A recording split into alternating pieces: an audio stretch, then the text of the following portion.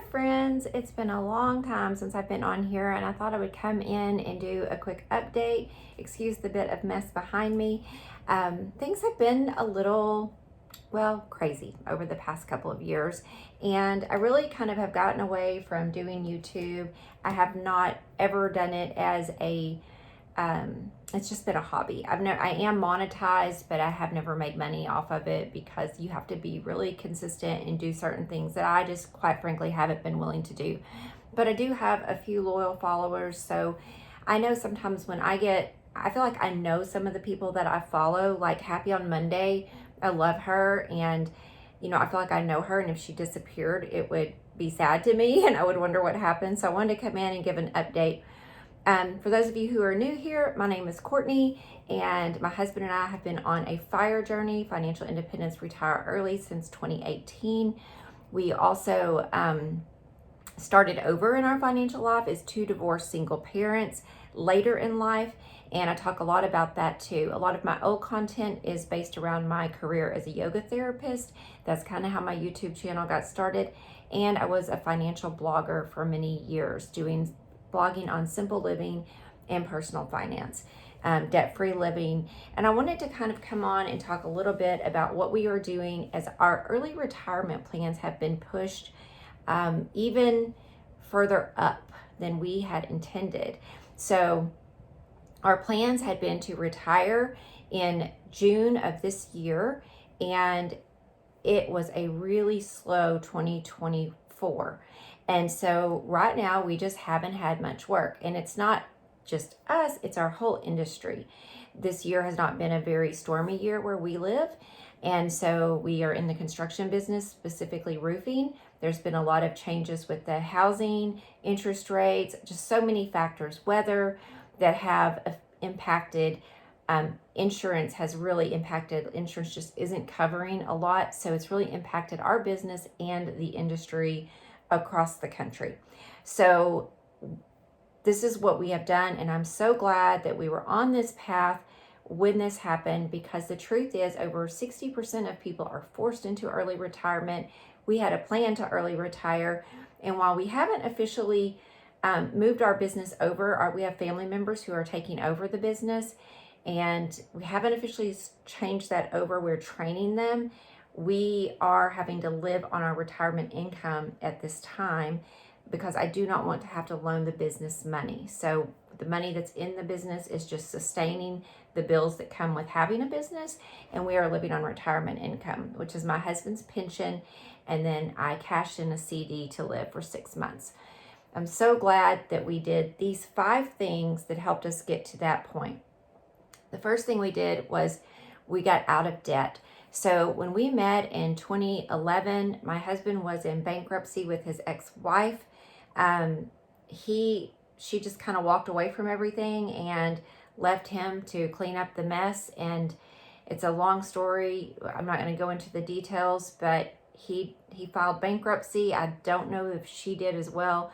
And then he really didn't have anything to speak of. He was renting. He had an old truck, a horse trailer.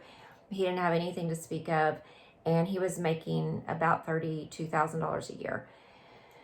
I was making about $15,000 a year at that time, and I had about $17,000 in debt plus a home loan, and I walked away from my marriage with my $92,000 in my retirement account, which I never looked at as money and never looked at as having money that I could spend. I always treated that as if that was untouchable because I knew there would be penalties and taxes on it. So I did not touch that money, and it took me a year and a half to settle the divorce. So I didn't have access to that money for that year and a half. And by the time I got to that point, I had increased my income enough that I could live on everything that I had, and I didn't need to touch it. So I'm kind of glad that worked out like that. So we met. We did not get married until we met when I was almost 41. We got married when I was 47. And during that time, we both got ourselves out of our debts, increased our income by working more, working multiple jobs, paying off debt, and saving everything above that. So that was around 2018 that by the time everything got paid off except for the house, We downsized, we purchased this land here, we sold my house, and as we were paying off our debts and got those paid off, we were building up cash so that when we built our house, we were paying cash for things as we got along. We only borrowed $218,000 to build our house, and everything that we were making, like I would save up money and go pay cash for appliances. Sometimes we would just write checks for wood or a bathtub, whatever it was. And that kept the cost to build low. I would say the value of our home and property now is probably worth somewhere in the realm of about $750,000 to $1 million, because we own 40 acres with 2 houses on it. We also built a small Airbnb that we paid. We also cash flowed that. And up until we got married, we started out making about we were each making around $30,000 around a couple years after getting together. By the time we moved in together, our collective income was around $80,000, and we pretty much were in that $80,000 to $120,000 a year income. Most of our marriage, we've been married 5, 6, 7 years. So except with the exception of 2 years, we had really bad storms and we made exponentially more. So I'll tell you what we did. Now, people are going to say, well, not everybody has that, or not everybody gets an inheritance. Not everybody gets a couple years where they make a lot of money. But the truth is, a lot of people do have inflection points in their life where some kind of weird event will happen where they have an inheritance, they get a bit of extra money. If you're young, you may not have experienced this yet, but most people have some inflection point over their life, and it's really what you do with that matters.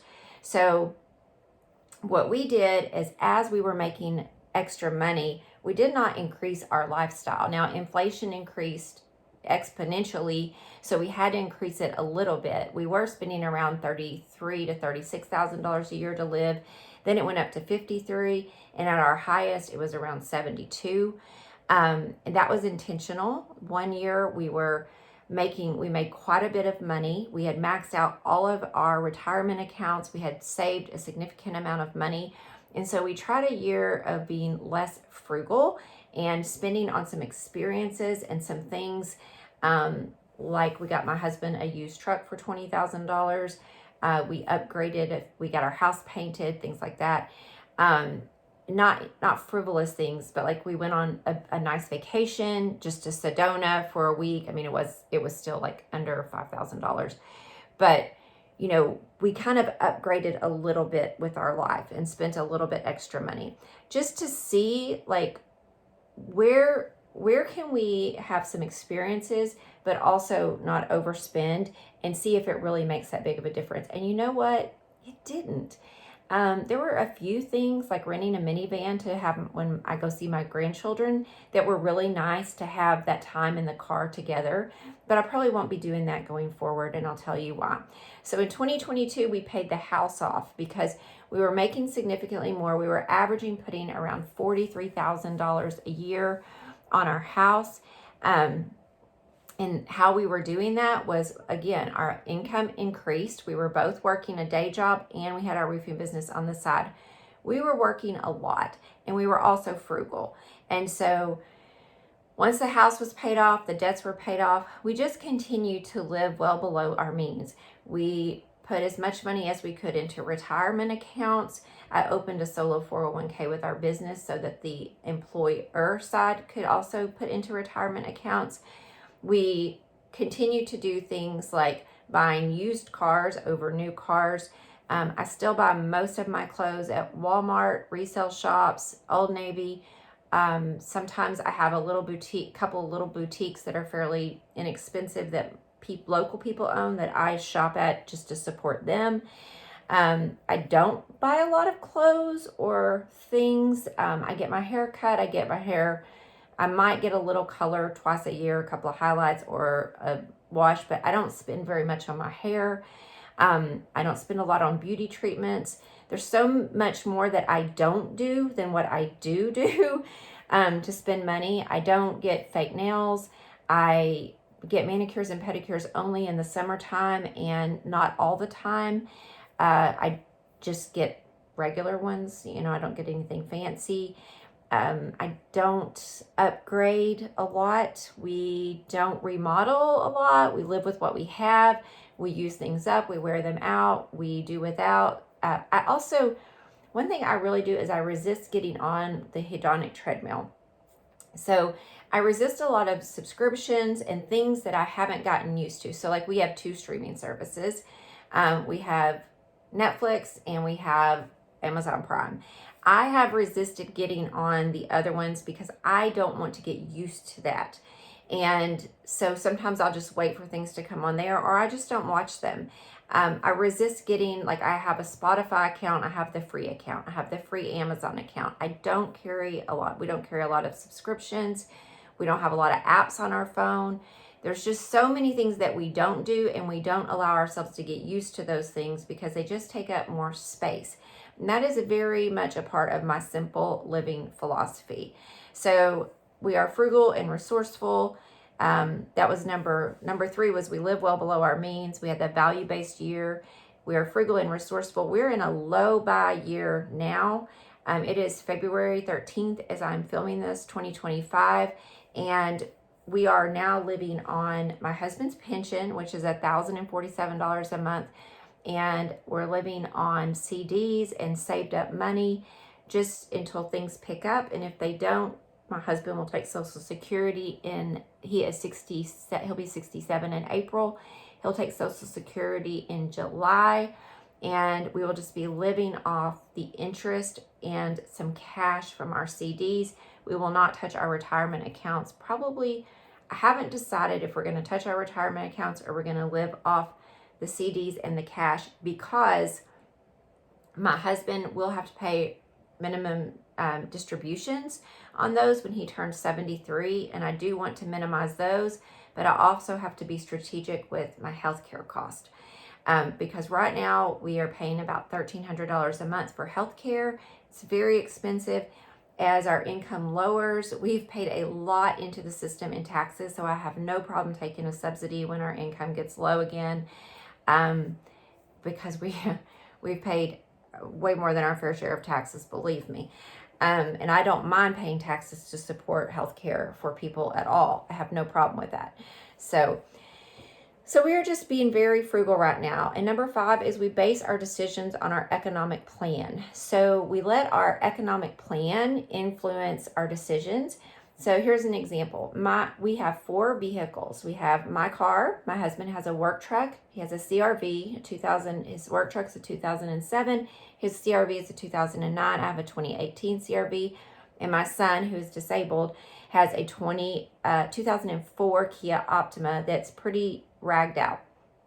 It broke down this week. It cost us $1,200 by the time all the repairs were done. That was with towing. It's not really worth more than about $1,500. And so what we have decided to do is to sell that car at a loss to another family member who desperately needs a first car just to get around. The car runs fine. It's mechanically fine. It just went through a hailstorm. It looks bad. To sell that car at a loss and give my son the CRV to save on insurance costs, because insurance is costing us around $400 a month for automobiles. So instead of going and buying my son another car, we've decided that for now it makes more sense to give our son our old CRV and to not be paying the extra insurance on that. And because we're not busy, my husband can drive his truck, or he can drive with me or borrow my car if he should need to. So we're making those decisions based on that. Our travel will look a lot different this year. Normally we might take 2 vacations a year. Most of the time it's 1, but this year my husband will be going on a separate trip alone. I will go to Colorado alone to see my children. He will be camping and I will be staying with my children. Then we will go to Colorado together at least once, and we will take 1 trip together. Normally we might go to Colorado together, a couple of times a year. That really won't change because we go see our grandchildren, but like whether or not we do extra trips, we'll probably just rent a regular car off the, we use, I can't remember the name of the company that we use, but they're not Enterprise. Oh, I can't remember the name of it. I wish I could. Emerald, I believe it is. We'll probably do like their bargain rental car that they have, where you just pick one off the lot. If they have a 6+ seater, we'll get it. If they don't, we don't. That will save us about $300. I will use points for airline miles. And we are going to go to Vermont in the fall. That's the plan. So we'll just be doing a little less. We have been eating at home more as the cost of groceries have gotten more. We've been eating at home a lot more. And our hobbies are just going to be things that we already do that don't cost money, like walking, hiking, working out, reading, watching movies, going out to eat at cheaper restaurants than going to expensive restaurants. We don't really care, and we don't go out to eat more than twice a week. I usually go out to eat with my husband once a week, and I go out to eat with one of my kids once a week.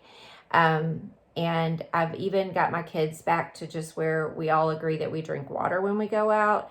I did buy some gift cards that were, if you bought $25 in gift cards, you got an extra $10 for free at Christmas. So I purchased those so that we would have those to use through the first of the year and give us a little extra bang for our buck, if you will. So I also every week keep an eye on our net worth, our investable net worth, and what our investments are making every month. And I never allow us to spend over that. Actually, I make sure that we spend well under that. And so that way our investments are never going down. Now the stock market could go down and we would be using cash until it recovered, but I keep an eye on that to make sure that we're always staying within our means.